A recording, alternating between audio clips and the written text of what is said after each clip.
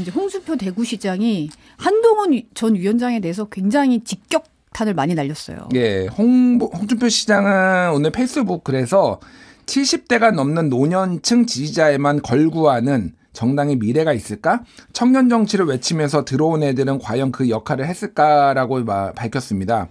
천신만고 끝에 탄핵의 강을 건너 살아온 이 당을 깜도 안 되는 황교안이 들어와 대표 놀이하다가 말아먹었고, 더 깜도 안 되는 한동훈이 들어와 대권 놀이하면서 정치 아이돌로 착각하고 셀카만 찍다가 말아먹었다라고 한동훈 비대위원장과 황교안 대표를 싸잡아 비판을 했습니다. 그리고 당 안에서 인물을 키울 생각은 하지 않고 당 밖에서 셀럽을 찾아 자신들을 위탁하는 비겁함으로 이 당은 명줄을 이어간다. 우리가 야심차게 키운 이준석이도 성삼납이라는 어처구니 없는 누명을 씌워 쫓아내고 용상만 목매어 바라보는 해바라기 정당이 되었다. 라면서 그래도 뭐 이준석이는 괜찮은 정치인이라고 이제 적기도, 그러니까 본인의 커뮤니티, 청년의 꿈이라는 커뮤니티가 있는데 거기에다가 이제 괜찮은 정치인이라고 얘기를 했고, 아까 전에 말씀드렸듯이 그러면 아우 총리하시죠. 이렇게 뼈 가시 있는 덕담들이 약간 오갔다 이렇게 보면 될 것 같고, 홍 시장님은 근데 참 한결 같았어요. 이분은. 뭐가 한결 같냐면은 네. 본인의 잠재적 경쟁자를 뭐가 생길 틈만 나면은 이렇게 저격하고 후벼 파는데, 그러니까 쉽게 얘기하면 한동훈 비대위원장도 2027년 대권의 경쟁자였잖아요. 그래서 한동훈 비대위원장이 처음 들어왔을 때는 나는 이제 선거에 대해서 얘기 안 할란다. 이렇게 기억하실 거야, 네네. 아마. 그런데 당 분위기가 선거 상황이 안 좋으니까 갑자기 쓴소리를 쏟아내시더니 선거 결과가 참패로 끝나니까 셀카 놀이하는 셀럽 이렇게 하면서 강하게 비판하신다. 참, 어쨌든 굉장한 그 속내가 투명하지만은 또 맞는 말이에요. 틀린 얘기는 아니기 때문에 참 훌륭하신 정치인이다. 예. 국민의힘이 오는 15일, 그러니까 다음 주 월요일에 4선 이상 중진 당선인들과 간담회 열고 총선 참패에 대한 수습 방안 논의한다고요? 네, 윤재옥 원내대표 겸 당대표 권한대행은 오늘 당사들에서 기자들을 만나서 당 수습 방안에 대해 중진들의 고견을 듣고서 여러 의견을 종합해 이 당은 어떻게 수습할지 결정하겠다라고 얘기를 했습니다. 그리고 필요하다면은 이제 당선자들과도 논의를 하겠다라고 얘기를 했습니다.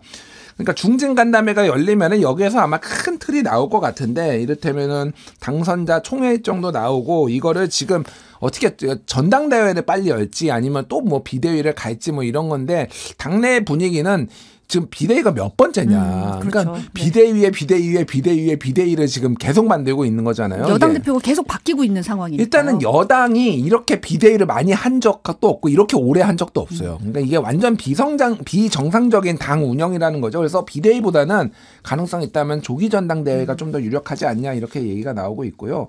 일단은 뭐 이제 차기 당권 주자로는 아까 전에 얘기 나왔던 안철수 의원을 포함해서 이번에 특히 수도권에서의 중진들, 나경원, 윤상현 이런 분들은 본인이 경쟁력을 입증한 거잖아요.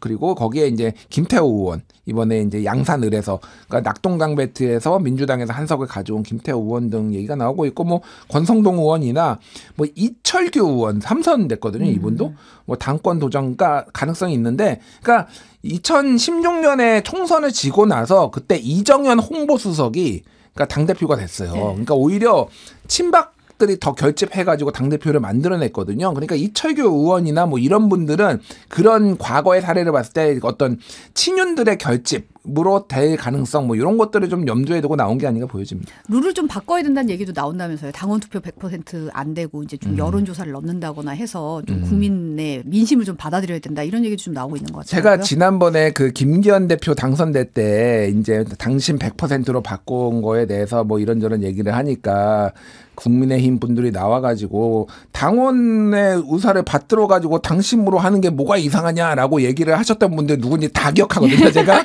저 김종혁 뭐 이런 분들 있잖아요. 막 다 제가 이름 다 얘기할 수 있습니다. 그분들은 그럼 무슨 생각을 하는지 되게 궁금해요, 솔직히.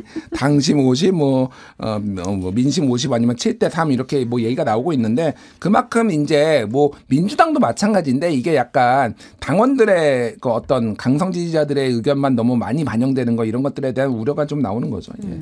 이제 대통령과 야당 관계 어떻게 될 건가가 좀 지켜볼 관건이긴 한데, 오늘 이재명 더불어민주당 대표가 그 현충원 찾아서 참배한 뒤에 대통령과 당연히 만나고 대화해야 된다. 다시 한번 강조를 했더라고요. 예, 이재명 대표는 영수회담을 다시 제안하실 생각인가라는 취재진의 질문에 그건 지금까지도 제가 계속 말씀을 드렸다. 당연히 이 나라 국정을 책임지고 계신 윤 대통령께서도 야당과의 협조, 협력이 필요할 것이다 라고 얘기를 했고요. 야당을 때려잡는 게 목표라면 대화할 필요도 존중할 필요도 없겠지만 삼권 분립이 이 나라 헌정 질서의 기본이라는 걸 생각한다면은 대화하고 이견이 있는 부분은 서로 타협해야 하는 것이 맞다라고 얘기를 했습니다. 그건 민주공화국의 기본적인 헌정 질서라고 얘기를 했습니다. 뭐 그래서 이제 뭐 대통령실에서도 얘기도 나오고 여기 이재명 대표도 아마 이 정도 뉘앙스면은 공식으로 제안을 할 가능성도 있어. 먼저 대통령이 하기보다는 여기서 제안을 해주면은 받아주고 뭐 이런 식의 조율이 있지 않을까 뭐 이런 가능성도 점쳐지고 있습니다. 근데 보면 이제 오늘 당선인들과 다 같이 가서 참배를 한 건데 여기 방명록에도 이제 함께 사는 세상, 국민께서 일군 승리, 민생 정치로 보답드리겠다라고 적었더라고요. 그러니까 어떻게 보면 지금 민주당이 어쨌든 압승을 거뒀지만 좀 낮추는 모양새, 좀 조심하는 모양새가 좀 보이는 것 같아요. 네, 2020년에도 그랬어요. 그때도 이제 대승한 다음에 우리가 낮은 자세로 뭐 이런 얘기를 했지만은 오래 가지 않더라고요. 근데 어쨌든 지금은 이제 우리가 조금 대승을 했지만 국민들의 겸손하게 보여야 된다라는 거고 특히 이재명 대표 같은 경우에는 지금 이제 투사로서의 어떤 이미지도 이제 굉장히 보여줬고 그것도 이제 선거로서 이제 입증을 했잖아요. 그럼 마지막으로 이제 소위 말해서 대선으로 가는 길은 내가 민생을 챙기고 문제 해결 능력이 있고 좀 이런 어떤 리더로서의 모습 이런 것들이 좀 필요한 거잖아요. 그러니까 이렇게 좀 로우키로 이렇게 민생 얘기를 하는 거는 어떻게 보면 자연스러운 변화라고 좀 보입니다. 오늘은 재판에 출석했더라고요. 참배하고 나서. 네. 지금 더불어민주당 그 김준혁 후보 당선된 경기 수원정에서 무효표가 4,000표 넘게 나왔다는 얘기는 어떤 건가요? 거의 4,700표가 나왔는데 선관위 개표 결과에 따르면은 수원정이죠. 여기에 이제 김준혁 후보랑 이수정 후보가 나왔는데 무효표가 무려 4,696표예요. 그러니까 이게 다른 수원하고 비교를 해보면은 수원무 1922표, 수원을 1826표, 수원병 1573표, 수원갑 1468표니까 한 2배에서 3배 정도 더 나온 거예요. 그러네요. 왜 그랬느냐. 둘 다 싫은 거죠. 뭐 무슨 설명이 있겠습니까. 그러니까 가장 이번 선거에서 비호감 지역구였다. 비호감 후보가 나온 지역구였다. 대파 격파에 이수정을 찍느냐. 막말 성상남 논란에 김준혁을 찍느냐. 나는 못 찍겠다. 뭐 이런 건데 이 두 사람의 표 차이보다 훨씬 많은 거예요. 그러니까 이게 사실 그래서 한쪽이 좀 논란만 안 일으켰어도 그쪽이 당선이 되는 건 뭐 이수정 교수도 그러니까 사실 그 논란만 없었어도 이 무효표 보면은 거의 당선됐다라고 봐야죠. 그러니까 얼마나 이게 참 말이 중요한지 다시 한번 생각이 나네요. 예. 네. 더불어민주당이 21대 국회에서 이제 아까 안철수 의원도 최상병 특검 얘기를 했는데 이제 21대 국회에서 최상병 특검 처리하겠다 이런 그 속도를 좀 내겠다 이런 계획이더라고요. 네, 어제 권칠승 수석 대변인은 당 지도부가 비공개 회의를 열고 최상병 특검법 처리 문제를 논의했다라고 전했고요. 4월 3일자 본회의에 올라가 있는데 그게 쟁점이 될 거다, 큰 과제다라는 얘기가 있었다며 가능하면 5월 말 마무리 본회의에서 처리할 수 있으면 할 것이다라고 얘기를 했습니다. 제가 어제 얘기를 했는데 조국혁신당은 지금 한동훈 특검 얘기를 하면은 민주당에서는 최상병 특검부터 꺼낼 거다라고 제가 얘기를 했잖아요. 차별화 뭐 이런 것들을 위해서. 그래서 역시 점쟁이. 네. 예언이 그대로. 그리고 조국혁신당 같은 경우는 이제 조국 대표가 어제 대검찰청 앞에서 김건희 여사 즉각 소환하라, 제대로 수사해라라고 요구를 했어요. 그러니까 저는 이제 선거 끝나고 당선인들이나 뭐 이런 당대표가 서초동 앞에서 기자회견한 거 처음 봤습니다.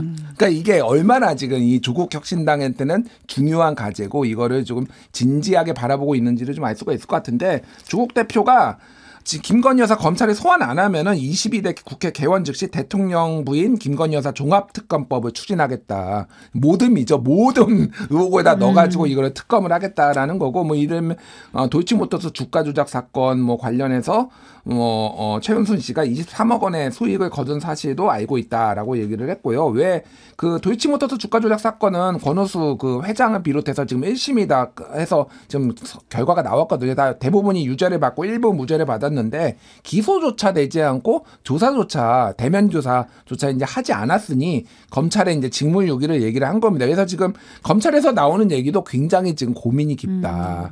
이게 왜냐하면 특검이 만약에 가버리면은 이제 또 검찰 입장에서도 골치 아픈데 이게 사실은 검찰 내부의 얘기를 들어보면은 이거를 만약에 원래대로라면은 기소를 하는 게 맞다라는 게 정도. 왜냐하면 어쨌든 기소를 하고 비슷하게 나온 사람들도 무죄가 나온 사람도 있어요. 하지만 기소는 해야 된다라는 건데 기소를 못 하는 거죠. 근데 그렇다 무혐의 처리하면은 이게 정권 바뀌면은 이 검사 목이 날아갈 수가 있기 때문에 이러지도 저러지도 못하고 있는 검찰의 상황이다. 그러니까 또 특검 얘기가 나오는 겁니다. 네. 오늘 여기까지 듣겠습니다. 온유한 김준일 시사평론가였습니다. 감사합니다. 감사합니다.